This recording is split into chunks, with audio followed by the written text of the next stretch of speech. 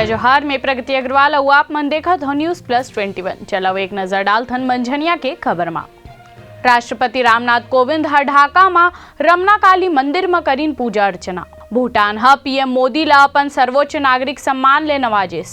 Group captain Varun Singh के अंतिम यात्रा शुरू, आज हो ही अंतिम संस्कार। छत्तीसगढ़ में भूपेश सरकार के 3 साल पूरा, आज प्रदेश भर में कांग्रेस मनाही उत्सव। छत्तीसगढ़ के दंतेवाड़ा में मालगाड़ी के 17 बोगी पटरी ले उतरी, कई ट्रेन प्रभावित, हटाए के काम जारी। अजय मिश्र के मांग लले के विपक्ष के हंगामा, अब राज्यसभा सोमवार तक स्थगित करे गई। दिल्ली के सबो बड़े अस्पताल के रेजिडेंट डॉक्टर मन के हड़ताल, एम्स में जारी रही सेवा। सीएम अशोक गहलोत बोलिन, कोनो जाति विशेष के होए के कारण नहीं बल्कि 36 कौमों के प्यार ले बने मुख्यमंत्री। उत्तराखंड में 63,000 ले अधिक छात्रा मन ला मिली रोडवेज बस में मुफ्त सफर के तोहफा, मुख्य सचिव आदेश निर्देश। अमृतसर एयरपोर्ट में तकनीकी खराबी के कारण 24 उड़ान रद्द, 9 डाइवर्ट करे गई।